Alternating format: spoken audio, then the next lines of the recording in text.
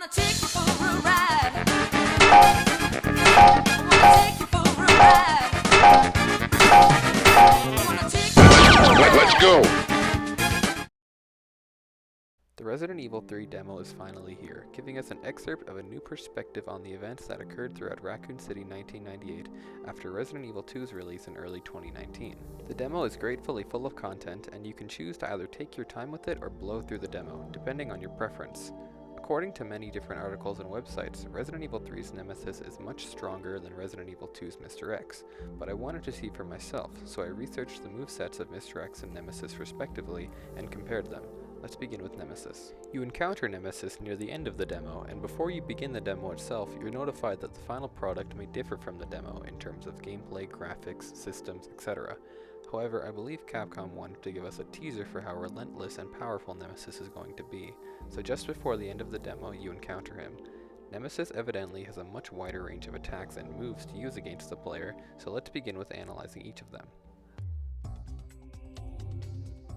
Let's start with one of the more intimidating as well as annoying moves Nemesis has in his arsenal, the tentacle grab. This move can reach out to grab and pull the player towards Nemesis and leave the player stunned on the ground, leaving you in a relatively tight spot, considering there could be a zombie around you or Nemesis could prepare an attack after pulling you towards him.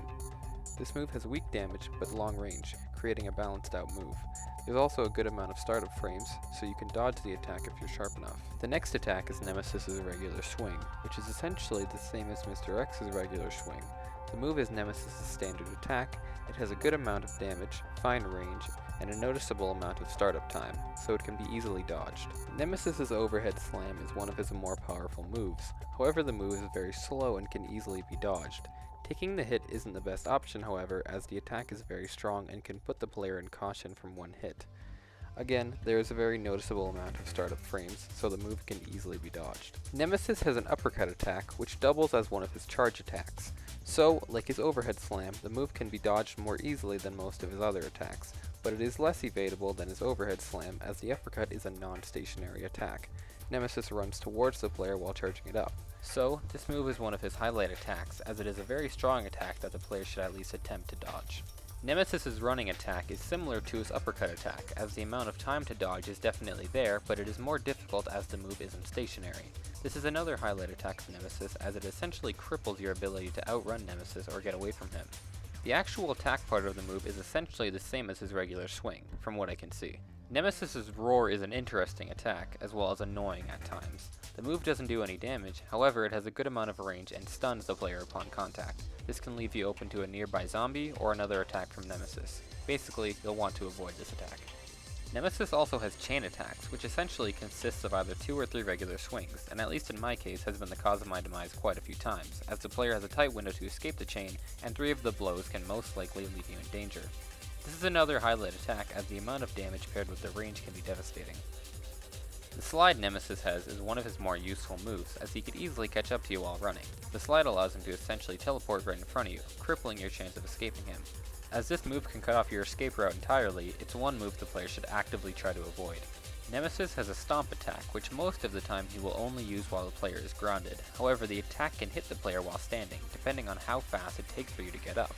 Nemesis also has a throw or a ground slam, and although you can avoid this by actively running away from Nemesis or avoiding being backed into a corner, it's in your best interest to keep in mind avoiding the attack, because it leaves you grounded, allowing Nemesis to start up a stomp attack or another attack.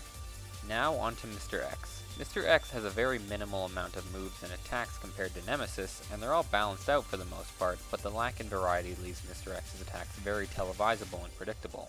He has a regular swing, which as I mentioned previously in the video is essentially the same as Nemesis's, and the aspects of the attack are essentially the same as well. Fine damage, medium range, and a very evadable amount of startup time.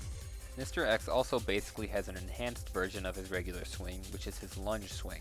The lunge swing has a lot of startup frames, making the move slow, and the attack has the same amount of damage as his regular swing, although it has more range as the attack has a lunge apart at the beginning.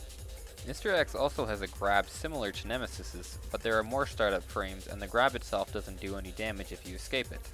But the amount of damage is very strong if you fail to escape the grab. In terms of taking damage, both Nemesis and Mr. X can take about 6 to 8 shots from each starting pistol before falling over and allowing the player to escape. so they're pretty even in that aspect. When talking about speed, Mr. X and Nemesis have a relatively similar walking speed, however Nemesis takes it due to his ability to run at any time towards the player. Overall, referring to Nemesis, he has a very broad range of attacks, ranging from short to long range, weak to strong attacks, and a large arsenal to choose from, leaving him less predictable than Mr. X.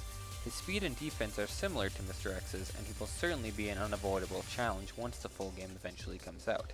Nemesis receives an 8 out of 10 in terms of strength. Mr. X has a very limited range of attacks, allowing the player to predict him more easily than Nemesis, and although his moveset is balanced, it's not too much of a threat considering the damage isn't crippling and the moves can be dodged easily. His speed and defense is essentially the same as Nemesis's, but due to Nemesis's broad range of moves and attacks, it makes him much more of a threat to the player. Mr. X receives a 5 out of 10 in terms of strength. So, Nemesis is technically and generally better than Mr. X in terms of strength and power. This makes sense as Nemesis is the main BOW of Resident Evil 3, and Capcom definitely succeeded in their mission of making Nemesis a true threat and a challenge to the player. Mr. X wasn't designed to be a boss like Nemesis, and he is definitely still a challenge to deal with in Resident Evil 2, but Nemesis takes it in terms of being the stronger, more threatening presence in their respective games. Let the voice of love take you high.